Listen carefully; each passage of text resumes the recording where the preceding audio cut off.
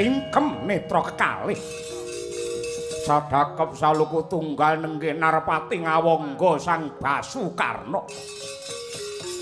nadyan budale padha nanging siji kang sinedya yen Kurawa ngumbar murka parandene Narpati Ngawangga nyadang sarta anyadong nur buate kang kawasa parandene sadurunge mening pangestine meleng panembahe den ganggu dening Rekyana Patih Arya Sengkuni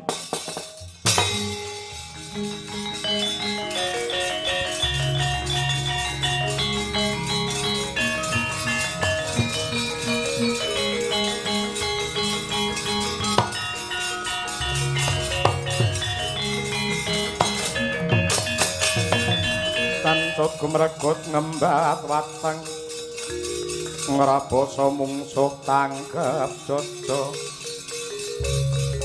kantaran bau saya akti sawangen iki dul merem tenan mripate mongko Ratu Ngawangga mestine ora lali sing mulyake sing lelemu awake sing ngunggahke derajat iki cetha lamun to anggir anak Prabu Duryudana mbiyen iki mung wong sudra sampali anak kusir parandene diparingi derajat lan semat dijumenengake ratu ning Ngawangga saiki dadi senopati Ngastina ning parandene kok dheweke ora ngerti karo lelabuhan mongko kewan sona kae kirik kae lamun to diopeni diwenehi pangan kae malah manut gelem tunggu omah parandene iki ana menungsa nek derajate sak ngisori kirik iki karepe piye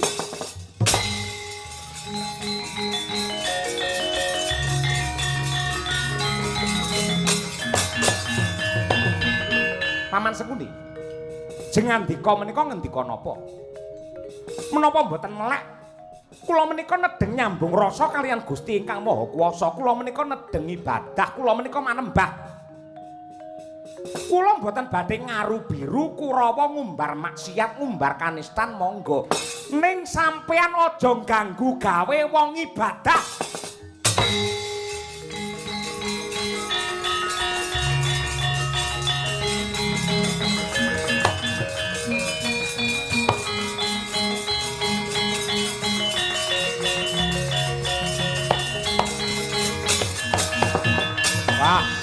Rayoli binantang Narpati Ngawangga Nadyanto Dursasana ki wong elek aku ki wong degleng aku wong edan ning aku isih ngajeni karo wong tuwa nadyan kaya ngapa lan kepiye Patih Sengkuni iki pepundhenku iki bapa pamanku ning yogene ora ngerti karo tata krama ora ngerti karo udanegara wis suwiyah ucapmu kasar sugan getak karo wong gerang yen pancen ngaku wong prawira aja karo wong tuwa ayo Dursasana apa Narpati Ngawangga sing glundung dase parat ra kena iman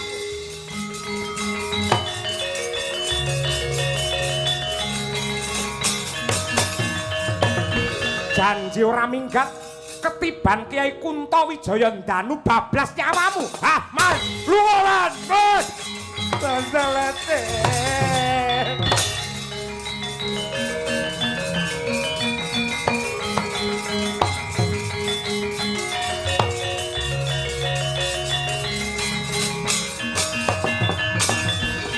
lumajar kapihandhem hanenggih Rekyana Patih Arya Sengkuni Wimah Sang Dursasana mulat Narpati Ngawangga ingkang amentang langkap senjata pepetingan nenggih Kuntawijaya Danu ya Kuntadrawasa mangkono ora kaya ing mapan wonten ing gegana putih memplak nganti kaya kapuk hanenggih Sang Senggana ya Anoman mulat Narpati Ngawangga ingkang amentang langkap kinerka kinarya merjaya dumateng para kadang bayu niyup saking gegana kebat kaya kilat kesit kaya tatit nyaut Kuntadrawasa rebah Basukarna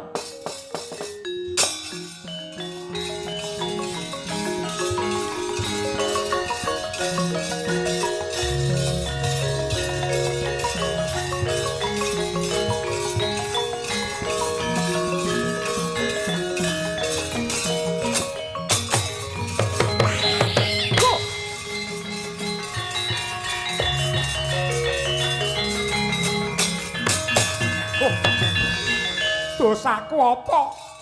Luputku apa? Pusaka piandelku Kuntadwasa ndok colong iki karepmu piye? Oh. Aduh, mati.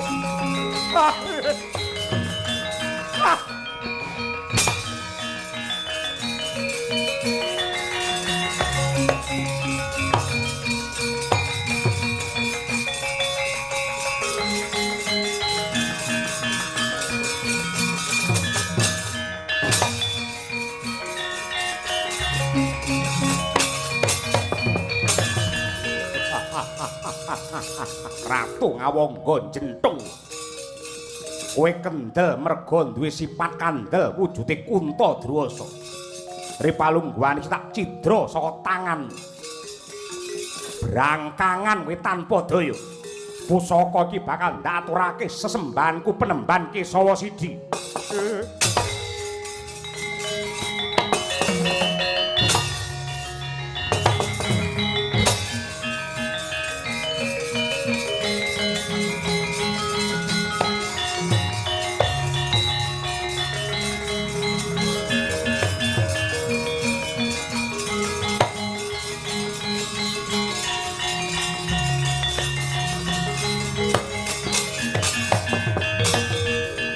Omawiknem astu wiknem astu rama udiwa ayo sanggo umati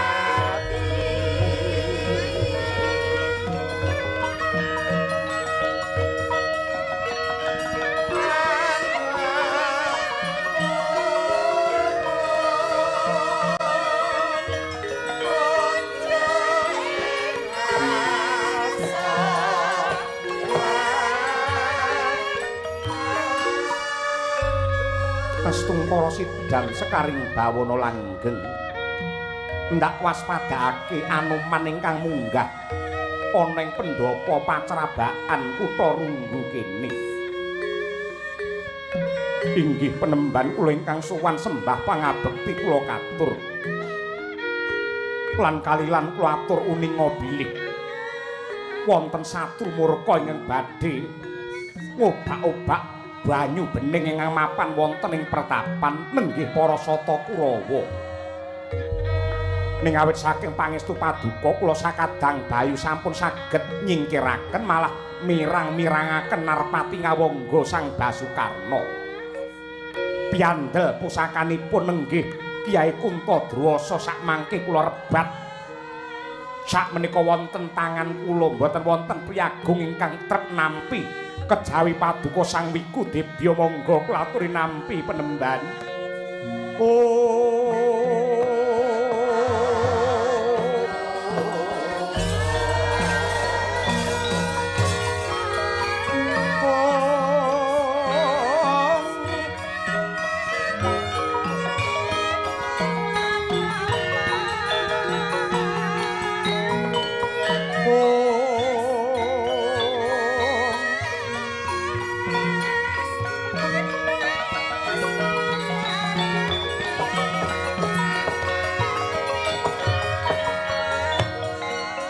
Anoman banget panarimaku dene jeneng sira wis netepi sesanggeman ngreksa marang rahayuning kutha Runggu. Nanging Wruhanana kabeh para putra siswaku ndak kekudang tansah gegulang kautaman lan nengenake olah kebatinan. Ngertiya senggana wong kuwi yen wis pinter kudu goleki bener. Yen wis bener kudu goleki pener. Yen wis pener kudu bisa wicaksana. Kabeh siswaku uga ndak gadang-gadang awas paningale. Ora mung tata lair nanging uga batine. Kanthi setiti, teliti lan ngati-ati saben tumindak lan pakarti. Lamun bakal mutusake apa wae kudu tinalsih kanthi permati, aja sinurung gedene rasa serik lan pamikir ingkang reget kang satemah gawe kapitunane liyan. Purhanana Anoman, yektine Narpati Ngawangga mau ora kleru. Ratu Ngawangga mau ora kleru nadyan Prabu Karna kae manggolong klawan Kurawa nanging budale mring Swela Giri kene Kurawa lan Karna kuwi siji niate. Yen Kurawa pancen sengaja gawe gidhuh lan kisruh nanging lamun ta Ratu Ngawangga kang kaesti bakal anggayuh nurbuating Gusti ya kuwi Wahyu Makutha Rama. Sajrone Prabu Karna Semedi banjur diganggu dening Patih Sengkuni lan Dursasana. Kanggo srana nyingkirake Sengkuni supaya ora ngganggu anggene Basukarna Tapa, banjur diweden-wedeni nganggo Kuntadwasa. Satemah Sengkuni lan Dursasana lumayu sipat kuping. Yen Anoman duwe panemu, lamun ta Karna bakal nibakake jemparing marang jeneng sira lan Kadang Bayu, yektine kuwi kleru. Kuwi kleru. Senggana. Anggonmu ngrebut Kunta saka astane Ratu Ngawangga kuwi, yektine kowe salah. Merga pamikirmu kok landhesi rasa serik lan pamikir ingkang reget marang wong liya. Jeneng sira iku nadyanto sipate wanara uga madhep dadi pendhita. Ning ya gene kowe seneng nganggep wong liya reget lan kleru. Rumangsamu sing bener lan suci kuwi mung kowe dhewe. Swarga besok sing ngenggoni ya kowe dhewe, liyane kowe kabeh dadi intipe neraka jahanam. Ngono apa piye? Oh. Aduh, bener-bener.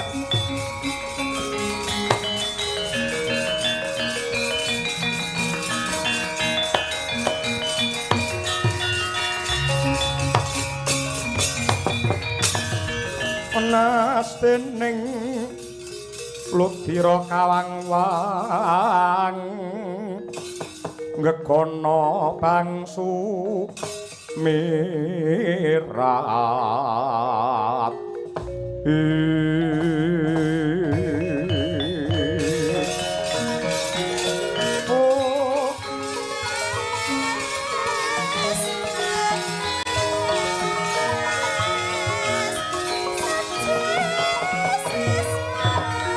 Aduh Penemban, sewu lepat tadah padana kula ndada dumateng dosa lan lepat kula.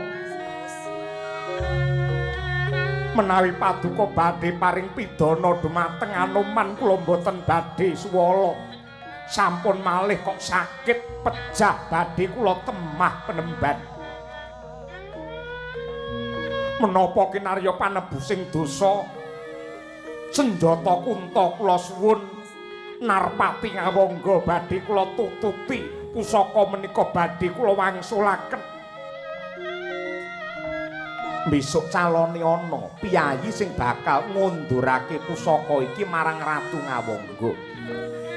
Yen pancen Anoman wis ndodho marang keluputan, Ripalungguhan iki sing pinter mawas diri lan dandani pakarti kanggo nebus marang dosa. Muduna saka pendhapa pacrabaan. Saben sikilmu njangkah, tanganmu ngrembyah, aja nganti lali nindakake puji dikir, kidung suci lan mantra rahayu. Sing pratitis